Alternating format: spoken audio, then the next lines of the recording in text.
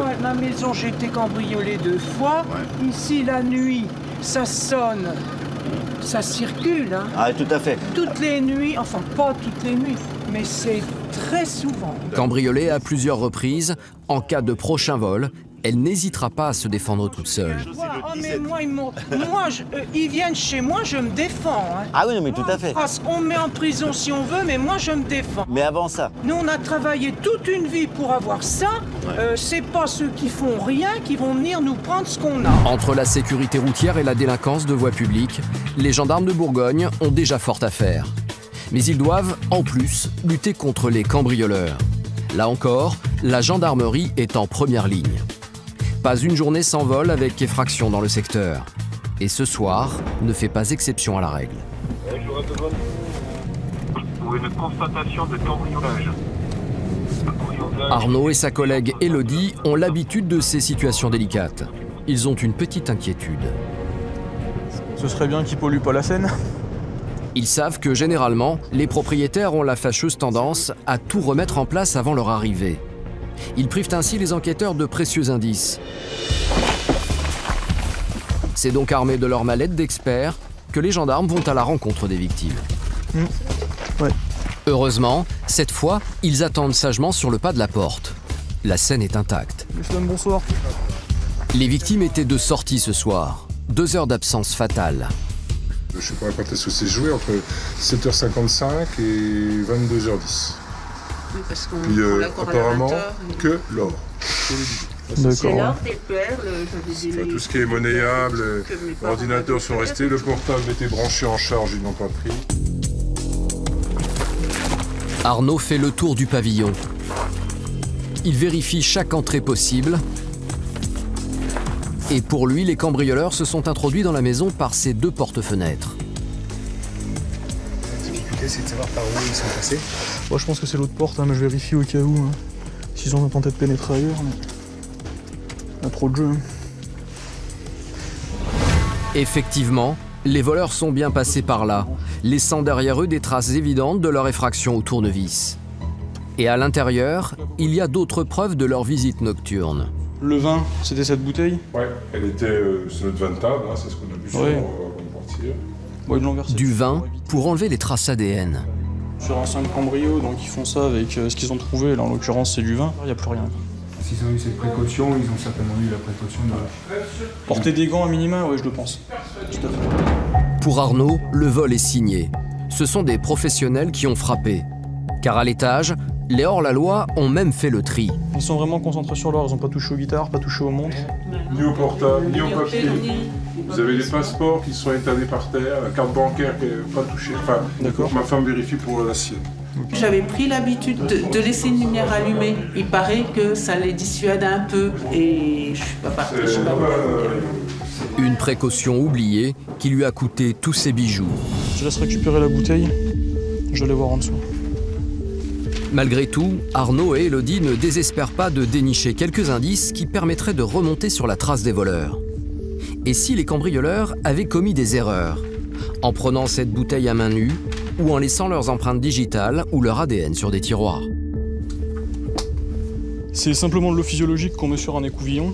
Je vais le tamponner je vais frotter sur l'ensemble des poignets. Et si on a de la chance, on aura une trace ADN qui sera dessus. Si on a l'ADN, s'il a déjà été rentré en base, il ressortira, il est connu. Si tant est qu'il ne soit pas connu, il sera enregistré de toute façon. Et peut-être qu'un jour, avec un peu de chance, il se fera attraper, être passé en garde à vue avec une infraction qui prévoit que son ADN soit prélevé, comme un vol par exemple. Donc là, avec un peu de chance, on aurait de l'ADN. Ça ne veut pas dire pour autant qu'on va les interpeller. Il y a peu de chances de trouver les cambrioleurs. Moins d'1 sur 5 selon les statistiques. Du coup, la moindre information est bonne à prendre. Si vous avez des photos de vos bijoux, c'est-à-dire pas forcément des photos uniquement de votre bijou, mais des photos sur lesquelles vous apparaissez avec les bijoux qui vous ont été volés, ça nous aide parce que après... Il va falloir que je demande aussi à mes parents, parce qu'ils prennent beaucoup plus de photos quand c'est les anniversaires et tout, qu'ils refouillent. En France, ces voleurs appartiennent souvent à des gangs des pays de l'Est. Et quand ils passent dans le secteur, ils s'attaquent aussi bien aux particuliers qu'aux commerçants. Certains ont même été cambriolés à plusieurs reprises, comme ce concessionnaire de voitures haut de gamme. Bonjour. Bonjour, Gaëtan Durand, de la Messieurs, Com de Louan. Bonjour. Cette fois, les cambrioleurs ont fait main basse sur des GPS dernier cri. Mais quelques semaines auparavant, ils se sont attaqués à l'intérieur des véhicules. En fait, il y a 4 véhicules qui ont été cassés, qui ont été gazés. Vous voyez, ça, c'était une Golf, par exemple. Et vous voyez que l'intérieur, il n'y a plus un siège dedans, il n'y a plus un panneau de porte, il reste que le volant, quoi. Ce n'est pas un cas isolé, c'est une nouvelle tendance en France et notamment en Bourgogne. Les délinquants ne prennent plus le risque de voler des voitures, trop risquées à écouler. En quelques clics, il est plus facile et rentable de vendre des accessoires volés. Neufs, certains intérieurs cuir avec siège et banquette coûtent des milliers d'euros. Des pièces détachées volées, bradées sur Internet. Un business rentable. Face à ces cambriolages d'un nouveau genre, la gendarmerie n'est pas restée les bras croisés. Elle a décidé de contre-attaquer. Direction la caserne d'Auxerre et plus particulièrement son centre opérationnel. C'est ici qu'est expérimenté depuis 3 mois un nouveau logiciel conçu par des experts de la gendarmerie. Bonjour messieurs. Son but, déterminer les futures zones de cambriolage.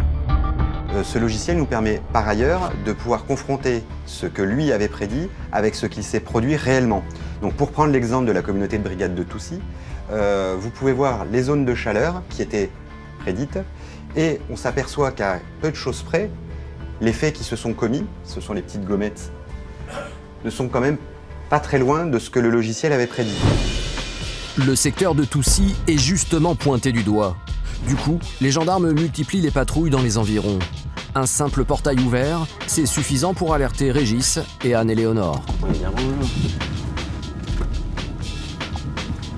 Deux véhicules là, un Manitou sur la gauche et c'est ouvert. Sur place, pas de voleurs, mais la propriétaire des lieux. Oui, c'est parce qu'on passe un petit peu en surveillance, on voit que c'est grand ouvert. Grand ouvert là, c'est parce qu'actuellement ils s'en servent, mais on ferme tout, on est sous alarme. Moi, ma maison, j'ai été cambriolée 2 fois.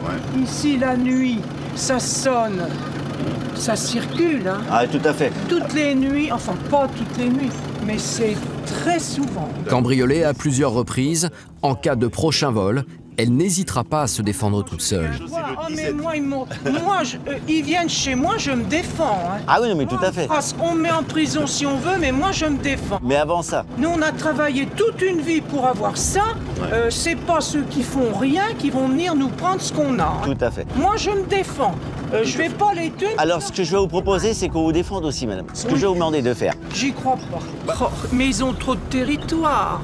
C'est un grand territoire rural? Bah, je pense, hein. Bon, et puis ils peuvent pas être partout. Et puis, vous savez, ils sont très rusés, nos voleurs. Il y a les portables, hein. Eh ben, et nous, alors, nous ne sommes pas rusés. Oh. Demain, j'ai vu qu'il y a une réunion à la mairie. Et effectivement, les gendarmes ont plus d'un tour dans leur sac. Leur objectif, faire de cette dame un brin désabusé, une informatrice. Alors voilà. Ce dispositif est appelé participation citoyenne. Un programme mis en place par les gendarmes. Le but, les aider au mieux à surveiller leur immense territoire. On a beaucoup de communes, on a beaucoup de faits d'atteinte aux biens, on a du personnel, mais on ne peut pas tout couvrir. Et à ce titre, on a besoin de citoyens qui vont être nos yeux et nos oreilles. Et la participation citoyenne, je dirais qu'elle va encore au-delà de la lutte des atteintes aux biens. Elle va reprendre un petit peu ce qui a été perdu depuis quelques années, c'est-à-dire la citoyenneté, c'est de s'occuper un petit peu, je dirais, entre guillemets, de son voisin. C'est de rappeler aux gens qu'il faut également s'occuper des autres. Un dispositif qui a déjà fait ses preuves. Grâce à la vigilance des citoyens, les cambriolages ont chuté de 70% dans le secteur. Les gendarmes ont pu en plus récupérer une partie des objets volés qui sont stockés dans un entrepôt à côté de la brigade. Bon, il y a surtout l'électroménager, de l'outillage qui est bien négociable. Des outils agricoles, tronçonneuses, débroussailleuses, tout ce qui peut très bien se vendre aussi sur le Bon Coin ou alors directement sur les vides-greniers, sans qu'on ait une traçabilité effective. Voilà, tout ce qui se négocie rapidement.